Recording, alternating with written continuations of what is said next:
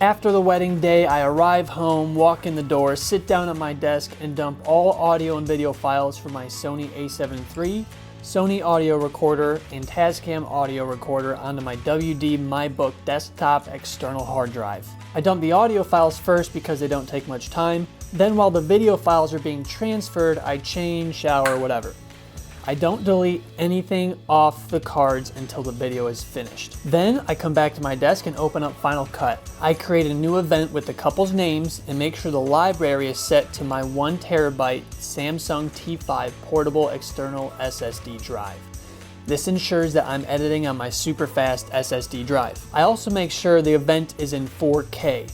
I shoot in 1080p, but I upscale the footage. Now I know there's some controversy around this, but to my eye, it helps. If you shoot in 1080 but want to export in 4K, you could do this, or you could edit on a 1080p timeline.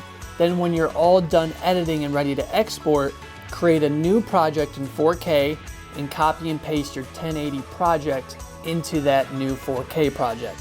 Next, I import all the audio and footage, ensuring that proxy files are being used to edit more quickly. You could also choose optimized media, which also makes editing quicker, but the file sizes are much larger and will take up more space on your SSD drive. If you have plenty of room on your drive, I'd choose optimized media so your editing files are crisper. They just look better on your screen as you're editing. If you're short on space on your editing drive, choose proxy media. They're smaller files but won't be as sharp when you're editing. Now don't worry, these files are only used for editing. Your video won't diminish in quality once you export. Once you import your footage, you'll see that all of those files are now imported onto your external SSD drive. Once you've finished the project and don't need those files for editing, you want to delete those off your editing drive to create space for future projects. While I'm editing, I have my original files on my SD cards, the MyBook desktop hard drive, and my SSD editing drive, plus the proxy or optimized editing files on my SSD editing drive. So there's redundancy there. Now I know this sounds unusual, but most nights of the wedding, I'll go through all my clips and lay every single clip I like into the timeline. This doesn't take me as long as you think it would because I usually only use a single camera for my wedding days, so it doesn't take as long as a multi-cam shoot would. And in addition, the day is still so fresh to me that I remember what shots I liked, so I just lay them down chronologically in the timeline for me to edit together later. Once I pull all the clips available for me to use in the highlight film into the timeline, I go to bed.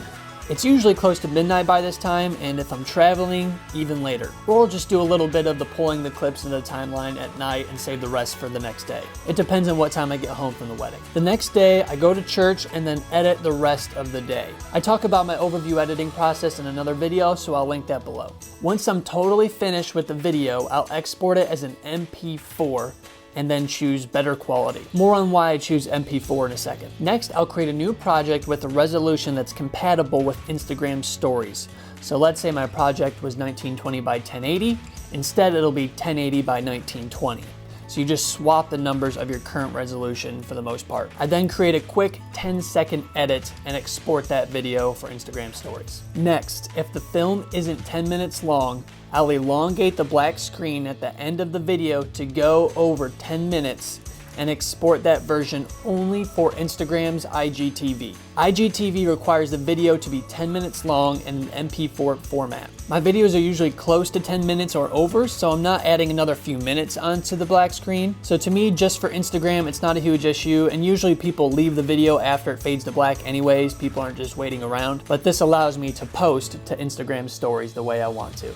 Next, I watch the film a couple times using both my computer speakers and my headphones. I'll also airdrop it to my phone to watch and listen on there to make sure it looks and sounds like it should. I then upload the film to Google Drive and send that link to the couple. Then, once they get a chance to watch it and let me know all is good, I'll post the video to Facebook, IGTV, which may have its own separate file if it's under 10 minutes, YouTube, and my website, as well as the Instagram story clip. I'll tag the couple on Instagram and Facebook if I'm able, as well as any vendors like the photographer, venue, florist, etc. Most of the time, couples choose the package that includes raw footage of the ceremony, toasts, first dances, etc. I'll upload those to Google Drive after everything is set with their film.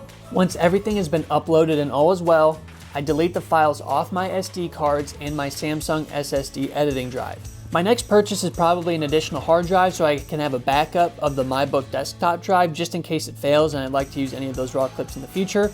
But you know, slowly but surely. Then I make sure to stay engaged with the reception of the film and be sure to respond to comments or reviews that are given. I put reviews up on my website as they come in as well. And last but not least, rest and recuperate. Then it's on to the next one.